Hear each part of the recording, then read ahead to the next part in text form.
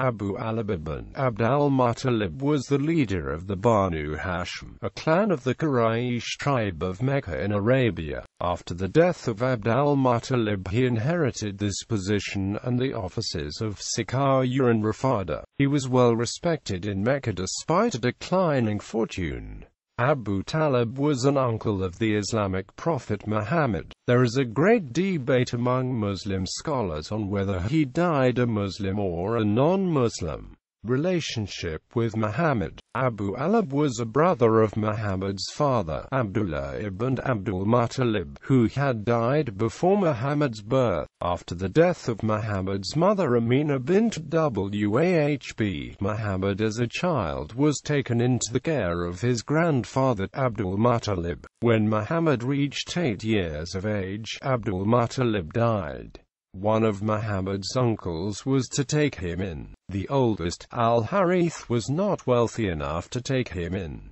Abu Talib, despite his poverty, took in Muhammad because of his generosity. Although it is confusing that Abu Talib was responsible for siqaya and rifada of Hajj pilgrims, yet he was poor. Muhammad loved his uncle very much and Abu Talib loved Muhammad in return. Abu Talib is remembered as a gifted poet, and many poetic verses in support of Muhammad are attributed to him. Once, as Abu Talib was about to leave for a trading expedition, Muhammad wept and could not bear to be separated from him. To this Abu Talib responded, "By God, I will take him with me, and we shall never part from each other." Later in life, as an adult, Muhammad saw that Abu Talib was struggling financially after a severe drought. Muhammad decided to take charge of one of Abu Talib's children and he convinced al-Abbas to do the same. They discussed this matter with Abu Talib, who asked that his favorite child, Aqil, be left with him. Al-Abbas chose Ja'far, and Muhammad chose Ali.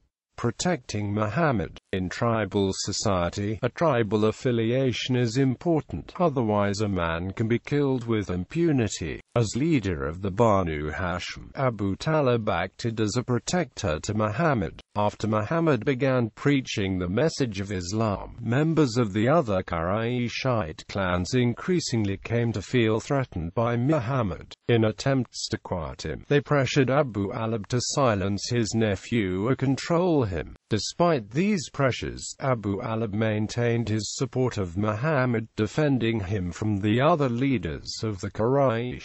Leaders of the Quraysh directly confronted Abu Talib several times. Abu Talib brushed them off and continued to support Muhammad even when it put a rift between him and the Quraysh. In one account, the Quraysh even threatened to fight the Banu Hashim over this conflict. In a particular narration of one such confrontation, Abu Talib summoned Muhammad to speak with the Quraysh. Muhammad asked the Quraysh leaders to say the Shahada and they were astounded. The Quraysh even tried to bribe Abu Talib. The Quraysh told Abu Talib that if he let them handle Muhammad he could adopt Umara ibn al-Walid ibn al-Mughira, the handsomest youth in Quraysh. When this also failed, the Quraysh elicited the support of other tribes to boycott trading with the marrying members of the Banu Hashim lineage. This boycott started 7 years after Muhammad first received revelation and lasted for 3 years. The goal was to put pressure on the Hashemites and even starve them into submission. For the sake of security, many members of the Banu Hashim moved near to Abu Talib and the place became like a ghetto. This didn't cause undue hardship because many had family members in other tribes that would smuggle goods to them. Abu Talib's brother, Abu Lahab, sided with the Quraysh on this issue. He moved to a house in the district of Abd Shams to demonstrate support for the Quraysh. He thought Muhammad was either mad or an impostor. Protecting Muhammad put considerable pressure on Abu Talib and the Banu Hashim. In one instance, Abu Talib exclaimed to Muhammad, "Spare me and yourself, and do not put a greater burden on me than I can bear." Muhammad responded, "O uncle, By God Almighty I swear, even if they should put the sun in my right hand and the moon in my left, that I abjure this cause, I shall not do so until God has vindicated it or caused me to perish in the process. Seeing his nephew's emotion, Abu Talib responded, "Go, nephew, and say what you like.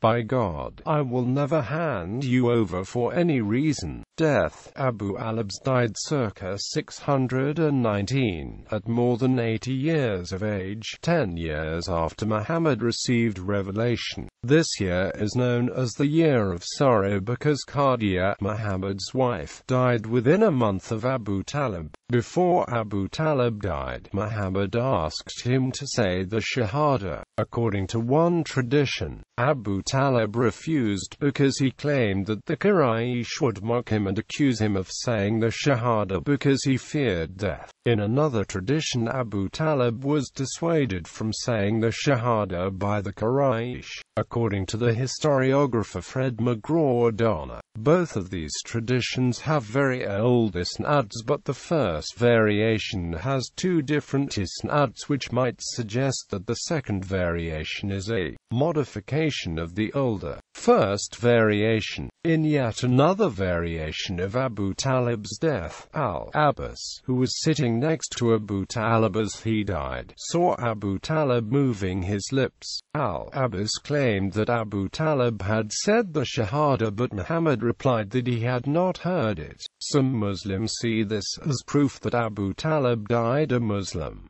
However, the majority of sources state that Abu Talib died a pagan. After Abu Talib's death, Muhammad was left unprotected. Abu Talib's successor, Abu Lahab, did not protect him. Muhammad and his followers faced incredible persecution. Muhammad is quoted as exclaiming, "By God, Quraysh never harmed me so much as after the death of Abu Talib." The early Muslims relocated to Medina in order to escape persecution by the Quraysh.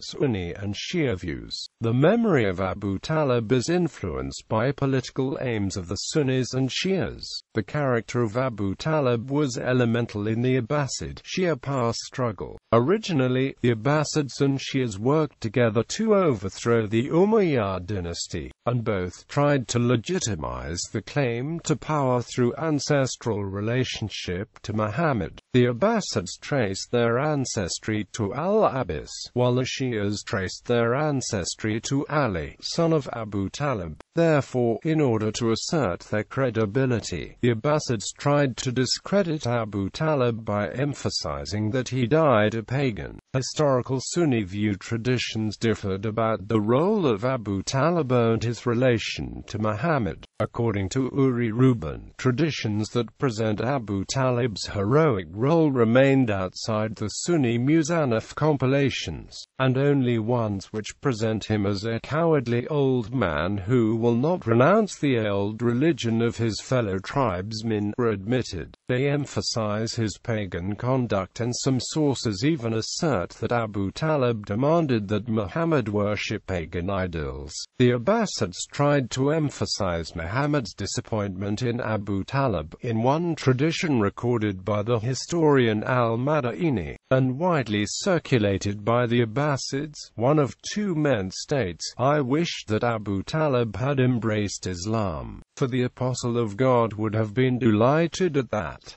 But he was an unbeliever." Along the same lines, there is a similar account where Ali informs Muhammad of Abu Talib's death by saying, "Your uncle, the erring old man, has died." Historical Shia view. Shias believe that the father of the first Imam, Ali, must be nearly as great as the Imam himself. Shias elevate Abu Talib and see him as a heroic defender of Muhammad. Many sources from this perspective claim that Abu Talib was indeed Muslim. He just kept his faith a secret so that he could better protect Muhammad. In one account, when Abu Talib was ill, Muhammad fed grapes to him that God forbade unbelievers to eat. This implies that Abu Talib had accepted Islam despite his outward actions. Some Shias go so far as to insist that even the ancestors of Abu Talib were Muslim. This is because the divine transmigration of the spirit is applied to ancestors as well as descendants. Others claim that even if Abu Talib did not accept Islam, he did a great service to Islam by protecting Muhammad from the Quraysh.